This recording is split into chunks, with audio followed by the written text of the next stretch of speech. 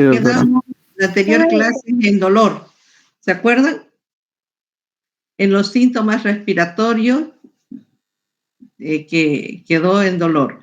Bueno, continuando, entonces el dolor es un síntoma que puede estar en otras patologías, no siempre en la parte pulmonar.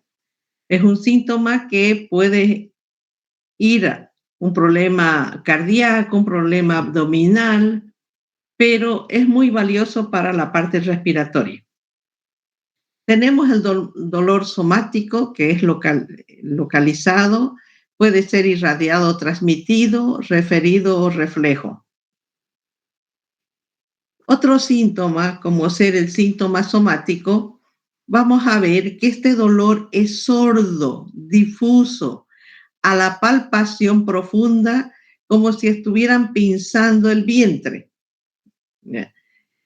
Hay una sensibilidad cutánea. Dependiendo del paciente, vamos a ver si el paciente es sensible, entonces vamos a ver la diferencia de uno a otro.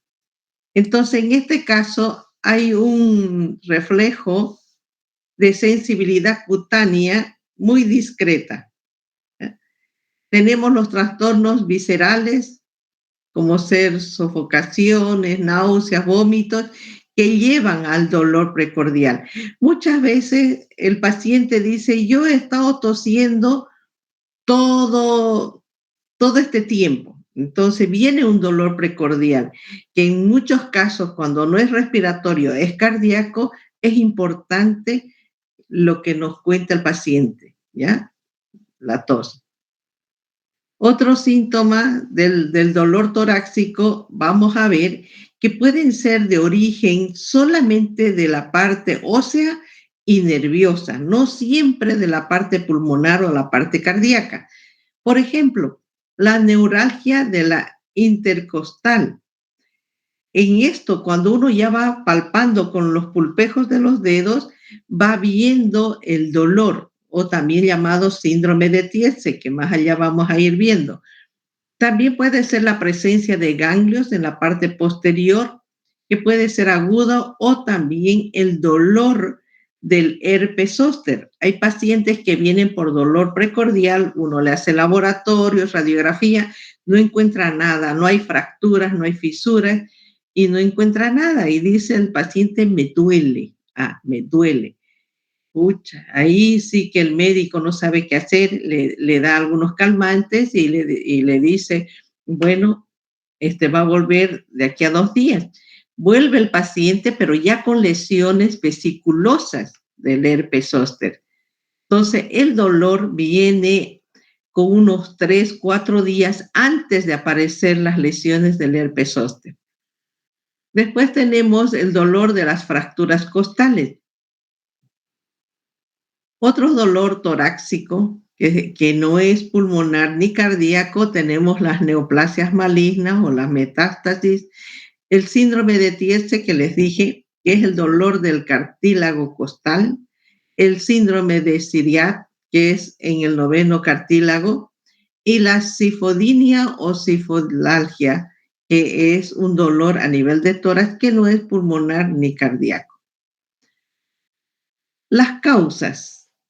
Otro síntoma sería la disnea, que es un síntoma que se observa muy frecuentemente. Para nosotros sería la dificultad respiratoria, pero en la historia clínica ya nosotros vamos a hablar de disnea, de pequeño, mediano o gran esfuerzo. En esto vamos a hacer que el paciente es un dato muy importante para el médico. Generalmente puede ser objetivo, puede ser subjetivo, o sea, puede ser síntoma y signo. Muchas veces los colegas de 4º año, los que hacen medicina, siempre les va a preguntar, ¿la tos es un síntoma o es un signo? ¿La disnea es un síntoma o es un signo? ¿Ya? Y yo siempre les explico en esta parte para que cuando les pregunten en medicina, cuando estén en cuarto, ustedes sepan defenderse, ¿ya? Entonces, este es un signo subjetivo por la falta de aire. Cuando el paciente nos dice, me falta el aire. Es algo que no estamos viendo, pero que nos está avisando, nos está contando el paciente. Lo que nos llama la atención de la parte objetiva son los cambios de la frecuencia respiratoria. Eso sí, ya podemos ver. Entonces también sería un signo por la alteración de la frecuencia respiratoria o el ritmo respiratorio que el paciente va a tener. Aquí tenemos en la figurita un paciente con dificultad respiratoria o disnea que él mismo está viendo que no puede respirar y está mostrando al médico. En este caso tenemos la disnea de respiración difícil, una disnea con respiración lenta, bradipnea que encontramos en el asma y en el enfisema, taquipnea o respiración rápida y disnea psicógena. La disnea de causa respiratoria, seguimos, tenemos una causa importante, es la estenosis de las vías respiratorias. Por ejemplo, aquellos pacientes que tienen problemas de tumores o adenomas que van a dificultar en las vías respiratorias superiores para la respiración. También hay la reducción de la superficie alveolar por una neumonía, atelectasia, aquellos pacientes que han sufrido de COVID están viniendo con reducción de la superficie alveolar. Ya con fibrosis pulmonar vienen los pacientes que se complican con problemas respiratorios. Tenemos la disminución o pérdida de la elasticidad pulmonar o trastornos de la permeabilidad y anomalías de la caja torácica. ¿Cómo vamos a clasificar la disnea de grandes esfuerzos? Dependiendo, vamos a ver. Tenemos disnea de grandes esfuerzos, se llama grado 1. Cuando decimos una disnea grado 1, estamos hablando de un paciente que corre, juega y se cansa. Otro paciente de grado 2 sería una disnea de medianos esfuerzos. Eso significa que el paciente sube gradas y se va a cansar. Grado 3, disnea de pequeños esfuerzos. Es cuando camina una cuadra o se pone a barrer su casa o a limpiar, se cansa. Pequeñas cosas, por eso se llama de pequeños esfuerzos o grado 3. Disnea de reposo o grado 4. Ese paciente estando sentado tiene la dificultad respiratoria. Otro síntoma es la cianosis pulmonar, porque también hay cianosis cardíaca. Está producido por bloqueo alveolo capilar o fibrosis, una disminución de la tensión de oxígeno alveolar en el asma, enfisema y atelectasia. Y también tenemos el territorio pulmonar sin ventilación y mala irrigación del alveolo o mal ventilado. Aquí hay enfermedades que van a afectar la parte respiratoria, afecciones, todas las infecciones oportunistas que uno encuentra. Por eso que cuando vamos al hospital siempre hay que estar con barbijo, porque no sabemos si nuestro paciente ya tiene algunas bacterias que pueden haberse contagiado con bacterias resistentes, ¿ya? Tenemos neumoconiosis, que son en pacientes con VIH y algunos de algunos grupos han tenido pacientes ya con VIH, del grupo del día martes parece que son. Bueno, esto nos faltaba, entonces vamos a hacer otro, mientras tanto vamos a aceptar a algunos que están esperando.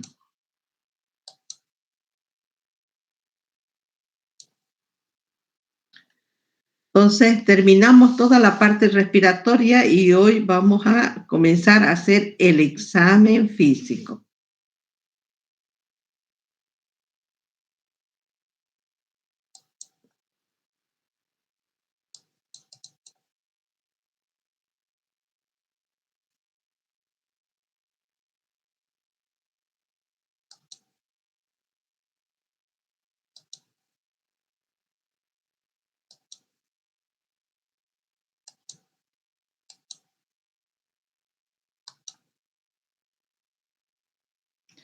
¿Pueden ver la diapositiva?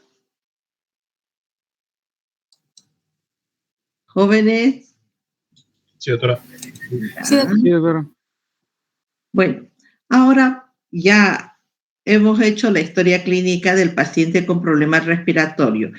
Ya hemos recolectado los síntomas que refieren, ¿no? Tenemos la tos, expectoración, hemoptisis. Después, ¿qué más? Epistaxis, dolor precordial y fiebre. También aquí entra la fiebre que puede tener el paciente. Entonces, ya después de hacer mi enfermedad actual comenzamos a hacer antecedentes importantes que puede ser de una familia con problemas respiratorios, asmatis, rinitis. Entonces, comenzamos a hacer el examen físico. Y en el examen físico viene la inspección. Tenemos que hacer un examen que sea de forma ordenada. Le vamos a decir al paciente, al enfermo, que se descubra la ropa hasta la cintura, sea mujer, hombre o niño, igual. Tiene que ser un ambiente con buena luz, templado, que no sea ni muy frío ni muy caliente. Puede estar el paciente de pie, sentado o también en decúbito dorsal o también cuando el paciente no se puede mover, entonces también podemos hacer el examen, ¿no?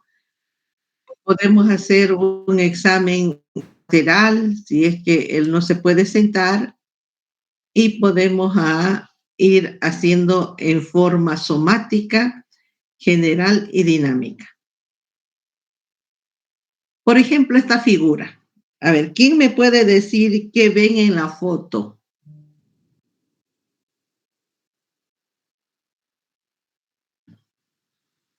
A ver, Daniel Justiniano. Pareciera ser un palo, doctora. Eso es un palo. ¿Por dónde está el palo? Sergio, Mamani. En el hemitórax izquierdo. Ya. A ver, una mujercita, María Inés. María Inés. Parece que se durmió María Inés. Natalia Castro. Natalia.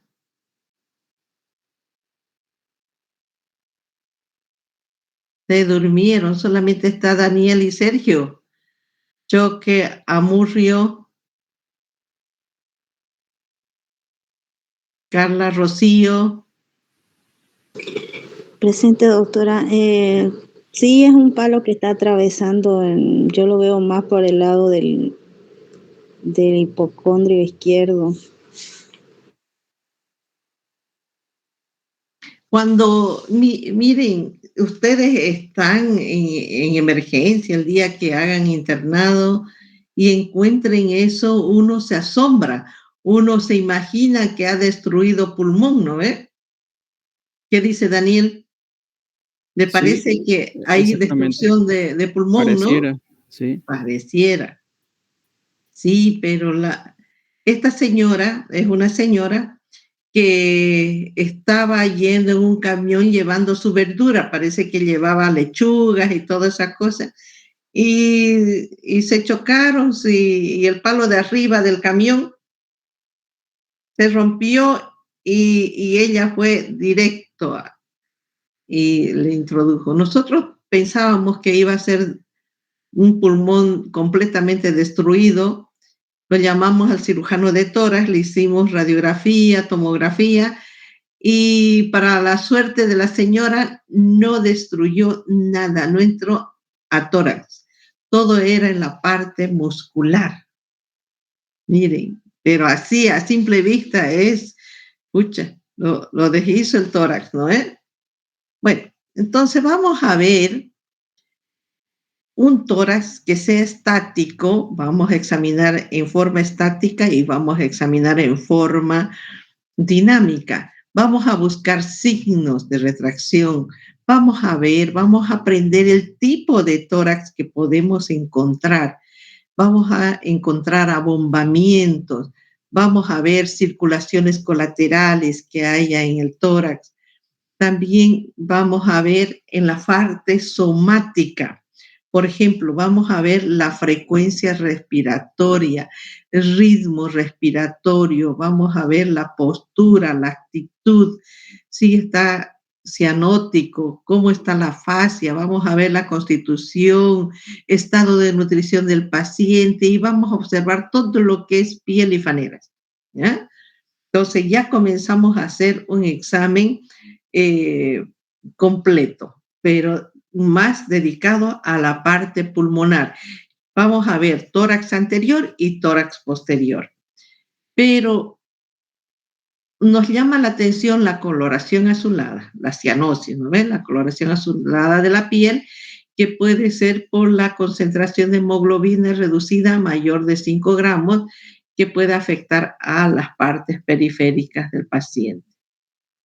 Y esos deditos y uñas ya lo conocen, que son dedos en palillo de tambor por la insuficiencia respiratoria crónica que llegan a tener los pacientes. Dedos hipocráticos, también llamado dedos en palillo de tambor, recatismo digital. Y así vamos a ir encontrando. Nos fijamos la actitud que va a adoptar el paciente. Observamos la topografía torácica en ese momento y como ven en la figura, ambos parecen de la misma edad, pero el uno es delgado y el otro es técnico. Entonces el tórax va a cambiar. Y nos vamos a la inspección de tórax. Vamos a ir a observar primero. Nos vamos a tórax anterior. Vamos a ver líneas. Así como en abdomen los 9 cuadrantes, en tórax también tenemos que ver los cuadrantes que va a formar las líneas longitudinales y transversales. Por ejemplo, primero tenemos una línea medio, que es la medio esternal. Observamos esa línea que va a descender del esternón hasta la fosa yugular o apéndice sifoides. Entonces, en la parte media está esa línea de tórax. Otra línea que sería la paraesternal, que desciende de la articulación medioclavicular a la parte de la última costilla. Y tenemos el medioclavicular o mamilar, línea vertical que pasa a 10 centímetros sobre el pezón del paciente. Ahí está en gráfico que tenemos la línea medio que va desde el esternón hasta el apéndice sifoides, la línea también llamado clavicular y la línea media que vamos observando. También hay otras líneas, si vemos aquí, hay una línea axilar anterior, después vamos a ver una axilar media y una axilar posterior. En todo esto, fíjense, está formando puntos de referencia, donde el paciente me va a referir, aquí me duele, acá me duele. Entonces, ya nosotros, según la topografía de tórax, vamos a ubicar dónde y cómo le duele. Por ejemplo, tenemos un punto importante que es el ángulo de Lewis. Tenemos la séptima cervical en la parte posterior y el vértice de la escápula en la parte posterior. La línea de referencia verticales, ya hemos dicho, la línea medial, medioclavicular y también la axilar anterior, la media y la posterior. Y también hay líneas espinales que después lo vamos a ver. Las líneas horizontales va desde la tercera vértebra costal y la séptima costal. Miren, ahí va formando y va cruzando a las líneas perpendicularmente y va a formar zonas importantes, la línea verticales y horizontales. Por ejemplo, el hueco supraclavicular. Entonces, este hueco está en la parte superior. Aquí, en la parte superior. Y ahí vamos a encontrar cómo ser la glándula, puntos. También tenemos la región infraclavicular, la parte infraclavicular, supraclavicular. Región mamaria, hipocondrios, tanto derecho e izquierdo, y regiones axilares y zonas dorsales. Supraesternal, supraclavicular, y acá tenemos que ver que está la punta del pulmón en estas regiones. Entonces vamos a ver las otras líneas que les decía en la parte axilar. Axilar anterior, que va a descender desde los músculos pectorales mayores al borde lateral de tórax.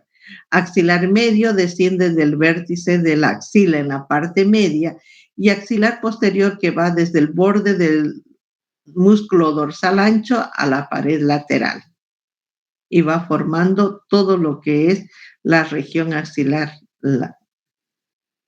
Y ahí vemos, miren las zonas pulmonares. ¿Por qué es importante ver estas regiones? Porque si el paciente está en decúbito dorsal, no se puede mover, tiene lesión de columna, yo puedo igual examinar la base del pulmón, puedo examinar la parte media y la parte superior con solamente esta región axilar.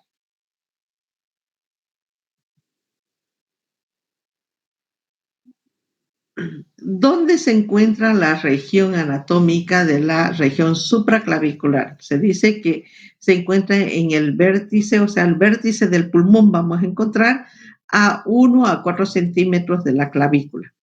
Y la supraesternal, que contiene la parte de la laringe, tráquea y la glándula tiroides. Otra región infraclavicular. Ahí está mal escrito, por eso.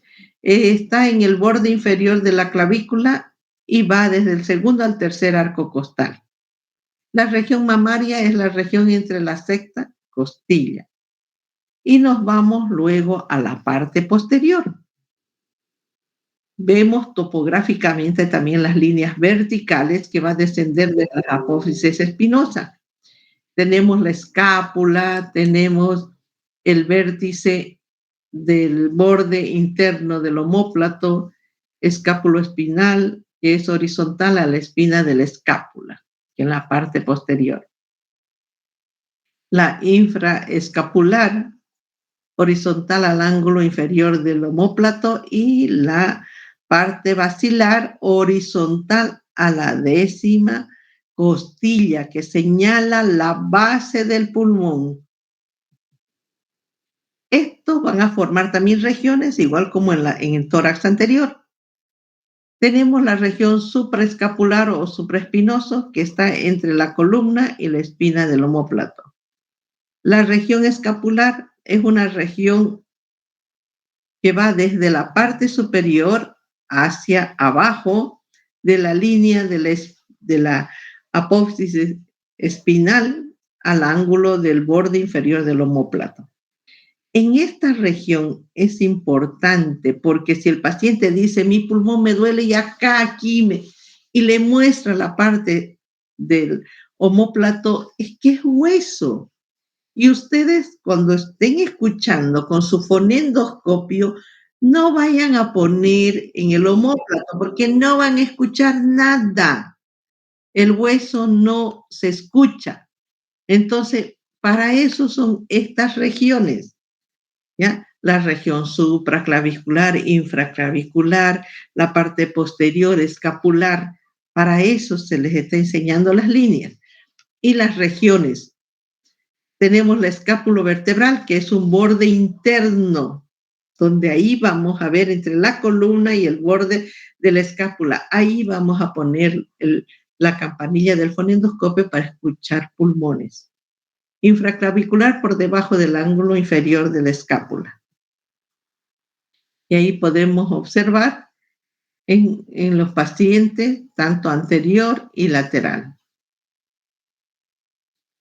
En estas regiones y en la parte anterior y posterior vamos a encontrar signos, algo que vamos a ver, algo que vamos a encontrar. Entonces tenemos mamas supernumerarias. Anatómicamente ustedes han conocido que hay una línea mamaria, ¿no? En toda esa línea mamaria pueden haber pezones extra, ¿ya? En especial en las mujeres embarazadas aparecen esos pezones o mamas supernumerarias que después desaparecen. Pueden haber ginecomastía, edemas en clavija o síndrome mediastinal o una pleuresía, que puede haber una mediastinitis, circulaciones colaterales, pero los signos importantes que nos interesan. Por ejemplo, acá hay un signo que se llama de concato. ¿Esto qué es? Es una bifurcación, una hipertrofia external y clavicular del esternocleidomastoideo en pacientes con tuberculosis. Signo de Trousseau. En este signo vamos a encontrar un ganglio infartado en la fosa supraclavicular izquierda que se encuentra en pacientes con cáncer gástrico. Imagínense, al examinar tórax ya nosotros estamos encontrando algo que, una patología que el paciente ni siquiera vino por cáncer gástrico o dolor abdominal, vino por problemas respiratorios. Pero al examen ya encontramos el signo de Trousseau, ganglio infartado en la fosa supraclavicular izquierda. Signo de Hygo-Menake. ¿Eso qué significa? Es un aumento de la articulación esternoclavicular que encontramos en Lewis. Como ven en la figurita, ese es el signo de Hygo-Menake en los niños en especial y también encontramos en personas mayores. Signo del rosario costal. Esto encontramos en pacientes pícnicos, o mejor dicho, leptosómicos, y con el diagnóstico de generalmente tuberculosis. ¿Qué pasa con ellos? Hay un engrosamiento en la unión condrocostal y encontramos en el raquitismo, personas delgadas. Signo de Bosco. El signo de Bosco es un desnivel de la tetilla. Nosotros vemos la tetilla que están en una sola línea, pero en este caso vamos a encontrar uno más arriba y el otro más abajo. Entonces, para nosotros este signo se llama Bosco. Encontramos en el cáncer pulmonar o tórax inestable. ¿Ya? Otro signo, el signo de Sardo-Bosco. Ahí le aumentaron Sardo y continúa Bosco. También nos fijamos el desnivel de la tetilla, pero aquí ya aumenta. Acá ya hay un descenso de un hombro. Miren, ya baja el hombro y se inclina un poco la cabeza. Entonces ahí ya cambió. El otro era recto, pero las tetillas estaban desiguales. Aquí las tetillas están desiguales, el hombro está abajo y la cabeza inclinada, ¿no? El de Sardo-Bosco. Es una inclinación de la cabeza que dan también en el cáncer pulmonar ya avanzado. Otro signo, el signo de Benkevac. En este signo, ¿se acuerdan de este niño que les he mostrado aquí, de Hygo-Menake? Aquí estaba sobresalido. Pero en cambio, en esto de Benkevac está hundido, ¿ya? El apéndice sifoideo, o sea, hay un hundimiento del esternón. Muchas veces, a veces no existe el esternón, ¿ya? Encontramos en la fibrosis pleuropedicárdica. Signo del cordel de Pitres. En este signo hay una desviación del apéndice sifoide al lado enfermo. Encontramos en el derrame pleural. Signo de Novaro o Pitres invertido. aquí encontramos donde el apéndice cifoide se aleja de la lesión con retracción del hemitórax enfermo y también hay dilatación del pulmón sano o función también llamado vicariante o cáncer broncógeno. ¿Por qué se llama vicariante? Porque si el pulmón derecho no está funcionando, el izquierdo compensa al pulmón que está enfermo. Entonces, trabaja el triple, el doble. Entonces, a ese pulmón que está aumentado sus ruidos se llama vicariante. ¿Ya? Y ahí tenemos el signo de la desviación del apéndice cifoide. Todo eso vamos a encontrar en tórax anterior, pero aquí vamos a irnos a tórax posterior. En tórax posterior observamos la alarma de Lombardi, que es la prominencia de la séptima vértebra. Después raquidesnudo, una presencia de las costillas, séptima prominente y escápula alada. ¿Qué significa la escápula alada? En muchos, y tal puede ser en los jóvenes, cuando hagamos la práctica de tórax en ustedes, vamos a ver que muchos van a tener escápula alada. Ellos respiran y pueden levantar las escápulas en la parte posterior. Ahí tenemos los apéndices cifoides. Aquí tenemos también que observar una escoliosis con un pulmón vicariante. Y nos vamos a tipos de tórax. Después de observar los signos, nos fijamos en qué clase de tórax tienen los pacientes. Por ejemplo, en los atléticos el tórax sería simétrico, ¿no? Si su paciente es atlético, uno pone inspección tórax simétrico. Si es leptosómico, ahí ya se habla de un tórax alargado, estrecho de las costillas, oblicua y el ángulo de Charpy agudo, ¿no? Son delgados, altos. Los pícnicos. En estos pacientes el tórax es globoso, corto, las costillas son horizontalizadas y el ángulo de Charpy obtuso, ancho. Y ahí ven los gemelos, por ejemplo, los gemelos que se parecen mucho, mucho. Vamos a observar que el uno tiene un tórax casi leptosómico y el otro pícnico. Y el ángulo de Charpy, si vemos en los pícnicos, está grande. Entonces vemos que hay tórax congénito y hay tórax adquirido. En los tórax congénitos vamos a tener tórax paralítico. ¿Qué significa el tórax paralítico? Es un tórax plano, largo, las costillas son oblicuas, hacia abajo, al ángulo de Charpy es agudo, casi como un leptosómico más o menos. Y la escápula alada, ¿no? En los piriformes tenemos un tórax en la parte superior muy amplio y en la parte inferior reducido. Encontramos en los viserostóxicos. Otro tórax congénito que puede ya nacer en la persona, acanalado. Esto se habla de un discreto hundimiento del esternón sin trastorno alguno. Otro, tórax en embudo o pecho excavado. Esto es frecuente en los varones, en los bordes external e inferior, llamado también tórax en zapatero. ¿Por qué dicen en zapatero? Porque el que arregla los zapatos pone el zapato en el tórax y comienza a trabajar. Por eso dicen en zapatero, porque justo el zapatero lo pone en el apéndice cifoide del zapato para poder hacer las tapillas y todo, ¿no? Y ahí tenemos los congénitos y nos vamos a los adquiridos, los que el paciente adquiere en el transcurso de su vida. Tenemos tórax por una obstrucción nasal crónica.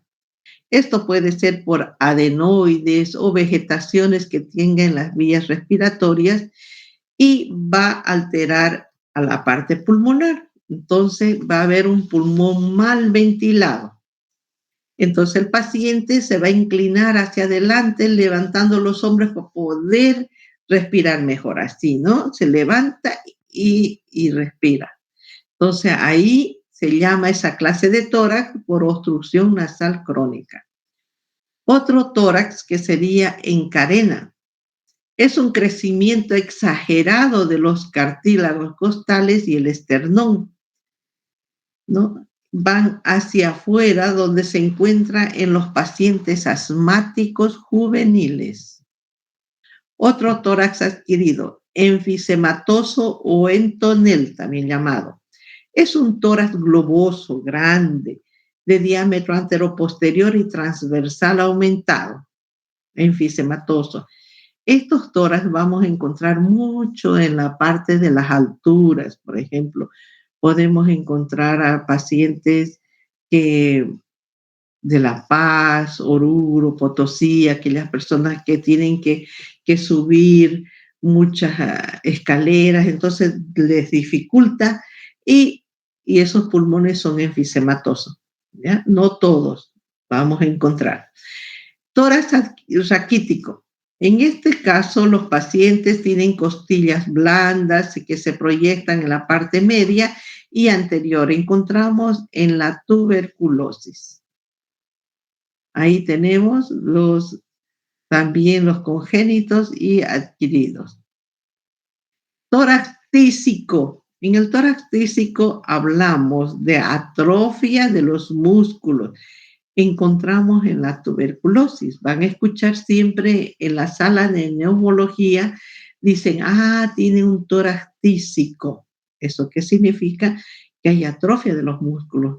El paciente está raquítico, el paciente está delgado, leptosómico, pleurítico. Tórax pleurítico es un abombamiento unilateral de tórax o derrame o atelectasia masiva, que puede ser un solo tórax.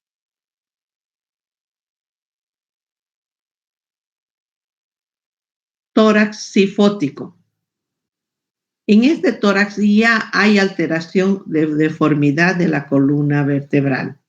Puede ser en la parte dorsal, que está cóncavo, o en tórax que pueden ser pacientes asmáticos juveniles o con osteomalacia, senestud y enfisema. Sifoescoliótico. Es una desviación lateral y escoliosis en la poliomielitis y en el mal de Popp.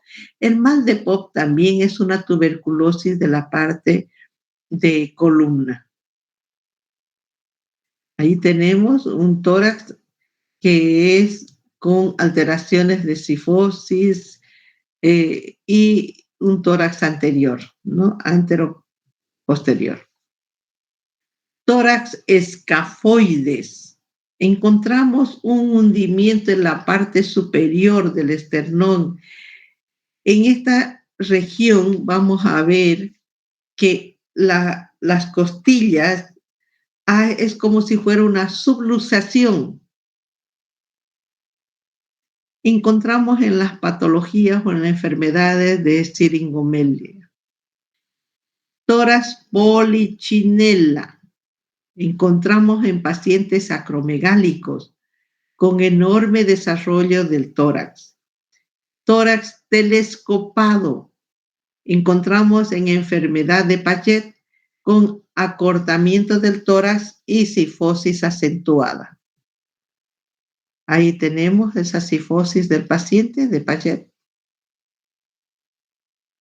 Ahí tenemos un tórax enfisematoso. Y ahí está el tórax que les mostraba de la señora. Miren, en esta parte el médico está observando y vemos que cuando ya le hicimos los laboratorios, eso estaba en las partes blandas, nada más. Bueno, jóvenes, esto sería en la parte de inspección. No sé si quieren que comencemos a hacer la palpación ¿Qué opinan? ¿Ya todos están? Ya. Pueden ver la diapositiva, ¿no? Sí, doctora. Ya. Ahí como observan en la fotografía, la doctora está comenzando a palpar. Entonces ya sabemos que palpación nos va a proporcionar muchos datos para poder confirmar lo que el paciente nos dijo, ¿no? Vamos a completar lo que vimos a la inspección en las partes blandas y la caja torácica. Ahí, por ejemplo, en un niño, en la cabeza yo tengo que medir ¿no? el tamaño, y ya en los jóvenes aquí estamos ya palpando lo que es cráneo, el cabello, vemos las cejas, los ojos, nariz, boca, labios, hasta los pabellones auriculares tenemos que observar, ver todo lo que es cuello anterior, lateral, medio, que si hay adenopatías ya vamos a ir palpando. Y comenzamos a ver lo que es oído, la boca, ¿no? La parte anterior, y con una linterna podemos observar las piezas dentarias. También con la linterna puedo ver las pupilas de los ojos, si hay una miosis, si que son chiquititos, midriasis, anisocóricas, y si son normales ponemos pupilas isocóricas. Y si las pupilas se contraen a la estimulación de la luz, decimos pupilas isocóricas fotorreactivas, ¿ya? Entonces completamos en el examen. Y nos vamos a las partes blandas de la caja torácica. Con la mano abierta vamos a palpar las regiones, todas las regiones que hemos aprendido ahora, vamos a ir palpando. Primero se hace una palpación superficial y luego se hace una palpación profunda. Se va a palpar dependiendo dónde me dijo el dolor, ¿ya? Se percibe la sensibilidad en la piel, ¿ya? Podemos utilizar una aguja, ¿no? Algo que sea romo para no pincharle. Después vemos la contractura muscular o reflejos visceromotor del paciente. Y nos vamos a la región de la fosa supra e infraclavicular. Ya sabemos, ¿no ven? La parte superior e inferior. ¿Qué vamos a ir a buscar? Vamos a percibir dolor en la región apical, en la tuberculosis, cuando hay tumor de Panquas o pleuritis. Hacemos maniobra de Muller y de Valsalva para confirmar el diagnóstico. También podemos hacer en la fosa yugular, que tiene una relación con el tórax, que encontramos en los enfisemas, en los desnutridos o cuando encontramos masas del mediastino. Ahí también podemos observar a la palpación cuando busco ganglios. Fíjense en la parte anterior auricular, en la parte posterior auricular, en toda la cadena simpática anterior, posterior, que podemos buscar. También encontramos en las regiones supraclaviculares ganglios. En las regiones inferiores del maxilar inferior encontramos todo lo que son ganglios linguales, maxilares, y con los pulpejos de los dedos vamos a ir palpando, ¿no? Eso lo vamos a hacer en la práctica cuando hagamos grupal, ¿ya? Cada uno en su grupo vamos a comenzar a hacer todas estas maniobras para que ustedes aprendan a percibir. Muchas veces hasta ustedes mismos van a hacer el examen a sus compañeros y van a encontrar ganglios. Luego buscamos la neuralgia intercostal, que son puntos donde el nervio se comprime en el plano óseo. Vamos a explorar la sensibilidad por medio de los pulpejos de los dedos, las fracturas, crepitaciones, tumores, ostalgia, dolor. Aquí encontramos el síndrome de Siriat, síndrome de Tietze, que el síndrome de Tietze es en el cartílago condrocostal, donde hay dolor, en las artritis. Síndrome de Petrusky encontramos en el apéndice sifoides entre la torácica 3 y torácica 7. Los ganglios, es importante encontrar ganglios en el cuello, en la axila y el tórax. Vamos a hacer el examen. Puede estar parado o sentado el paciente o en decúbito dorsal.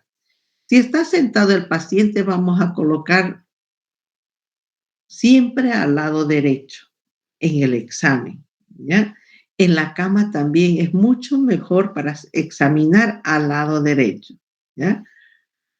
Vamos buscando ganglios pectorales en la región supraclavicular, en el vértice de la axila, submaxilar en la región mentoniana, yugulares medias que encontramos en las leucemias y en la enfermedad de Hodgkin. También vamos a buscar ganglios en la región axilar que podemos encontrar en la línea anterior, media o posterior. Y también vamos a buscar ganglios en el tórax anterior o región mamaria. Eso lo vamos a hacer en la práctica, tanto en el varón o en la mujer. El varón también puede tener cáncer de mama, así que igual, el varón tiene que examinarse de igual forma. Y después vemos la frecuencia y movilidad respiratoria. Exploramos la frecuencia respiratoria viendo amplitud y simetrías que tanto la derecha y la izquierda estén ventilando adecuadamente.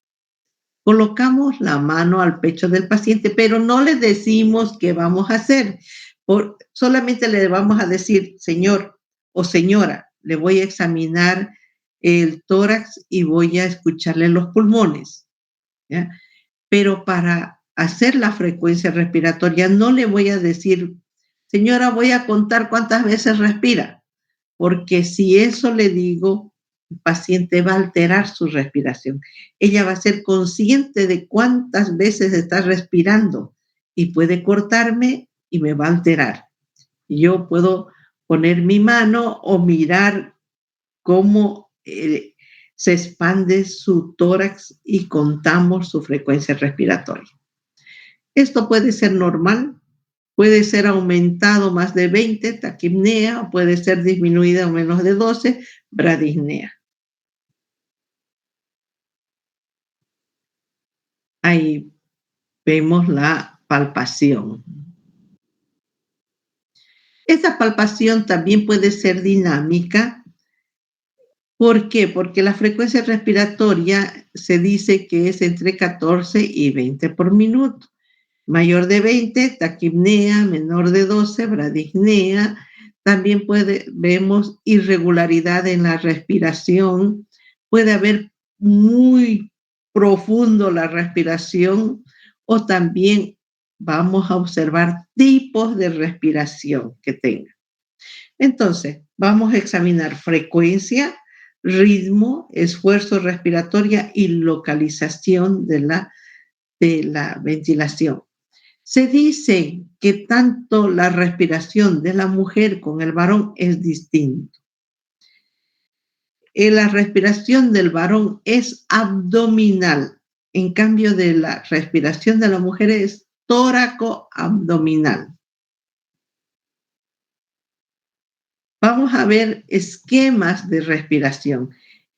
Este esquema de respiración, fíjense, inspiración y expiración y un periodo pequeño de apnea. Inspiración y expiración, pequeño periodo de apnea. Es lo normal. Aquí, este ritmo de respiración es normal.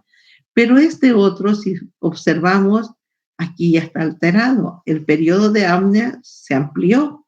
Entonces aquí tenemos bradipnea, disminución de la respiración. Y en la taquipnea, miren, ya no hay periodo de apnea. Ese paciente no está descansando, ¿no? Otra clase de respiración, fíjense la profundidad que hay de la respiración. Entonces ese paciente está, ¿no? Entonces, a esa respiración hablamos de hiperapnea, aumento de la profundidad. Fíjense esta clase de respiración. Comenzó con pequeño periodo de apnea, respiró poquito, fue aumentando y va disminuyendo y disminuyendo. A esta respiración es importante en las patologías. Vamos a ver más después. En los recién nacidos se dice lo normal.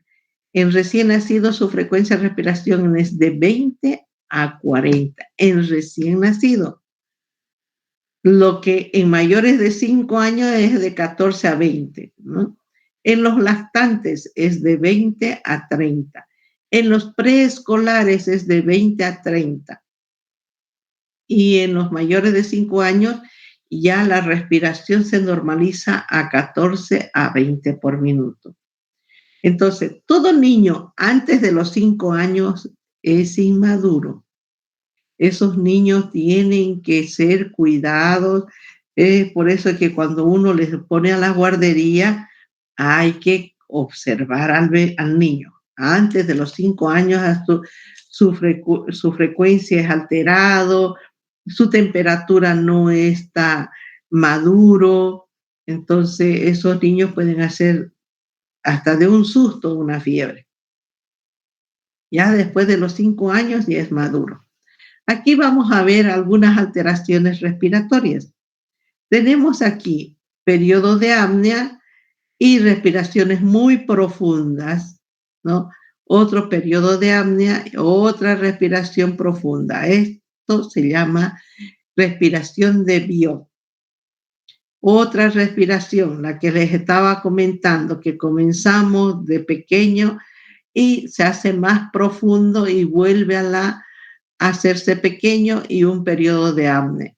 En estos casos tenemos la respiración de Cheyne-Stokes. En esto tenemos pacientes con problemas sépticos o problemas en los cuales los diabéticos tienen esta respiración. En cambio, la respiración de Kussmaul es aquellos pacientes que de pronto hacen una respiración profunda y expiración rápida. Un periodo de apnea, respiración profunda, es como si estuviera roncando, ¿ya? En estos casos hay un problema cerebral.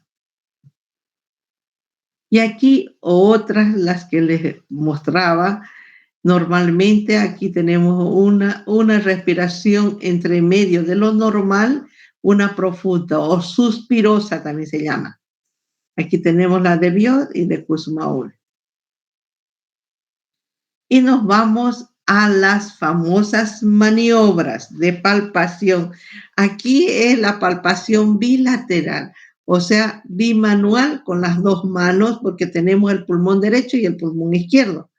Entonces, lo primero, el paciente está desnudo y comenzamos con la maniobra de Rowald, se llama. ¿Cómo es esa maniobra? En esa maniobra el enfermo está sentado, el tórax desnudo hasta la cintura, el médico con las dos manos pone en el hombro de esta forma, ¿ya? En el hombro, y vamos a decirle que respire profundamente, ya, expanda. Entonces, al hacer una respiración profunda, mis manos se separan, ¿ya? Puedo hacer en la parte posterior o anterior, ahí está. Si ustedes ven, cuando el médico está en la parte posterior, los dedos lo tiene unido. ¿Por qué? Porque cuando el paciente haga una inspiración profunda, los dedos se tienen que separar, ¿ya? Se separan. Pero si alguno de los pulmones está dañado, un lado nomás se va a mover, el otro se está quieto. Miren, en la parte anterior está poniendo las manos, los dedos en la región supraclavicular. Maniobra de Rowell. En la parte anterior lo mismo. También se puede poner cuando el paciente está en decúbito dorsal, los dedos unidos y de esta forma se separa, cuando los dos pulmones están normal. Otra maniobra, técnica de Lowenberg o de Hover llamado. En esta maniobra nosotros vamos a hacer que el paciente esté en decúbito supino. El médico o galeno con la mano izquierda va a la parte anterior y en la parte posterior, las dos manos, ¿no? Entonces, en inspiración eso se tiene que ampliar. Movilidad de la expansión de las bases. ¿Ya? En esta maniobra se explora en inspiración y expiración, las dos. Las dos tienen que ser profundas. El pulgar de la mano se junta en la línea media a la altura de la sexta articulación, en los cuales vamos por debajo del borde inferior de la escápula, vemos la escápula y por abajo tenemos que agarrar en forma horizontal hacia afuera en la línea media axilar, o sea, en la línea media axilar del paciente, de esta forma, uno y hago que respire y se tiene que separar. En la parte anterior de esta forma y en la parte posterior también vamos a... no tengo la figurita de la parte exterior. Bueno. Ahí está. Tenemos la movilidad de expansión de las bases en la parte posterior. Fíjense, los dedos, los pulpejos de los dedos van en la línea media axilar y los dedos se tienen que unir para que cuando el paciente haga una inspiración forzada, los dedos se tienen que separar, ¿ya? Cuando los dos pulmones están sanos. En la parte anterior también de la misma forma puedo examinar. Allí podemos observar. Otra maniobra, amplexación de la segue se llama. Consiste en aplicar toda la palma de la mano en la parte anterior y en la parte posterior para la expansión o amplexación de la segue se llama. Tanto tórax derecho y tórax izquierdo. En esa parte uno tiene que individualizar para hacer el examen. Ahí está. Agarramos todo el tórax anterior y posterior, ¿ve? Y hacemos tanto derecho e izquierdo, comparativo.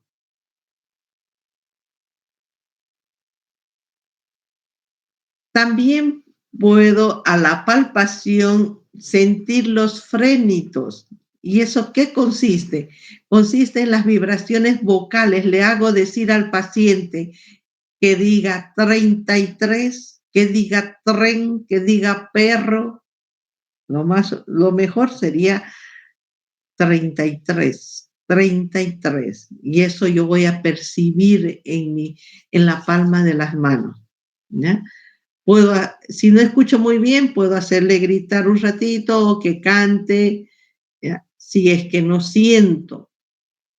En este caso, esta técnica del shock, podemos palpar desde el vértice a la parte inferior. Puedo hacer en la parte anterior o puedo hacer en la parte posterior. La parte superior, media, inferior. Parte superior, media, inferior. Eso ya lo vamos a ver en la práctica.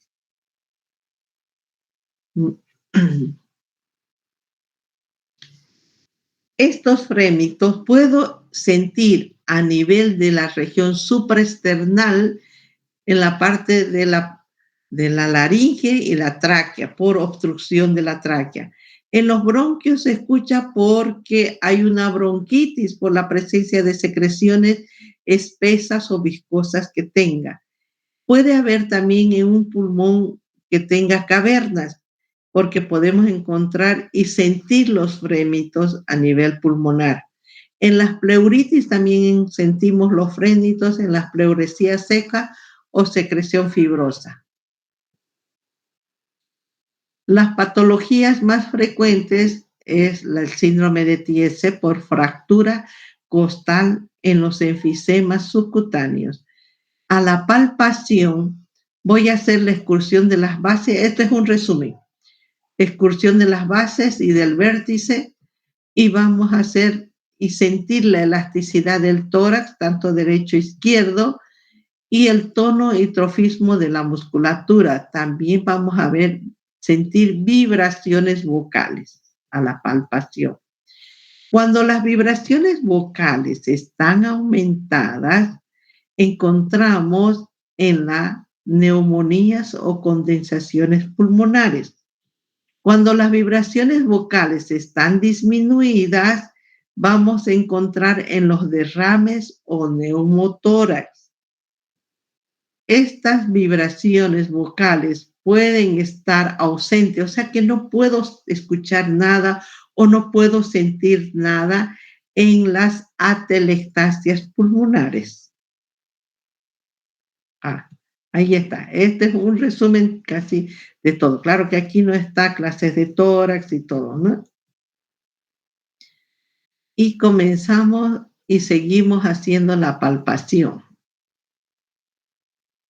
Hemos hablado de las vibraciones vocales aumentadas o disminuidas, ¿no? Dependiendo de la elasticidad torácica, las fluctuaciones a nivel de tráquea y laringe. Las vibraciones vocales entonces están aumentadas cuando el parénquima pulmonar hay una infección o condensación. Y en esa parte no hay aire, no hay una ventilación pulmonar. ¿En qué caso? Neumonías, en los tumores y en la tuberculosis, ¿no? Entonces las vibraciones vocales están aumentadas encima de la lesión. En los estados patológicos de concavidad abierta o en los bronquios puede haber una bronquitis o bronquiectasia. En el pulmón subyacente hay una respiración suplementaria, o sea, el pulmón de al lado. Si el pulmón derecho o el izquierdo está dañado, el otro pulmón compensa al pulmón dañado.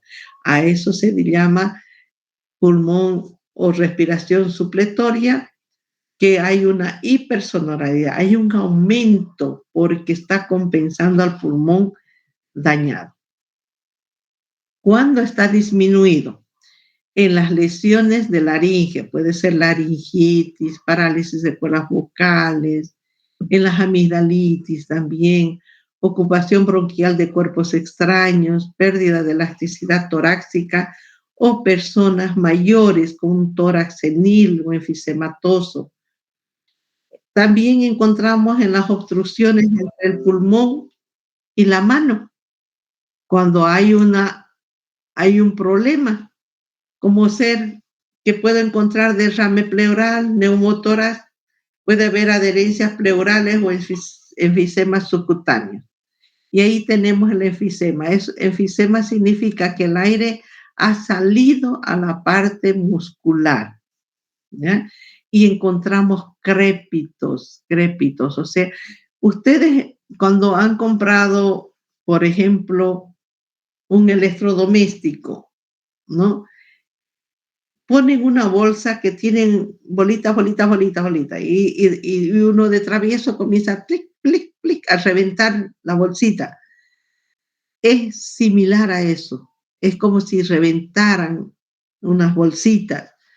A eso se llama enfisema subcutáneo. Miren ese cuello de búfalo se habla porque el aire ha salido al tejido.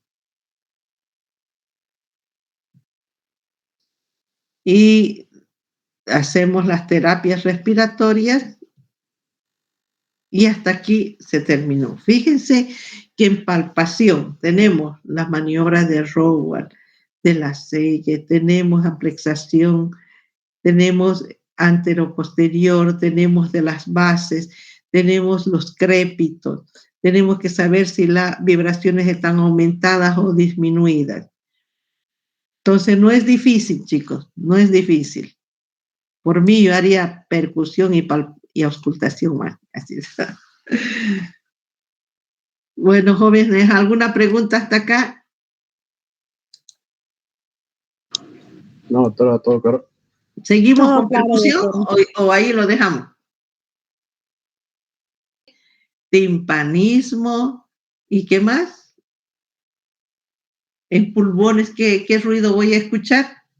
Claro, pulmonar.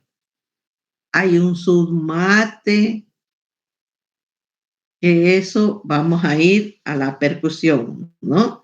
Si ustedes se acuerdan, cuando les di la parte de generalidades del examen, tenemos el dígito digital, el de Pledge, todo eso vamos a ver en tórax.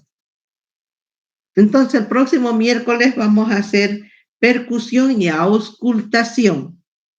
¿Qué voy a escuchar con mi fonendoscopio en pulmón? ¿Está bien? Sí, doctora. Abríguense porque este frío nos puede traer problemas respiratorios y ahí sí que vamos a tener harto paciente en ustedes para escuchar. Nos vemos, jóvenes. Repasen, estudien, que este tema es muy bonito. Gracias, doctora. Gracias, doctora. Tenga buena noche.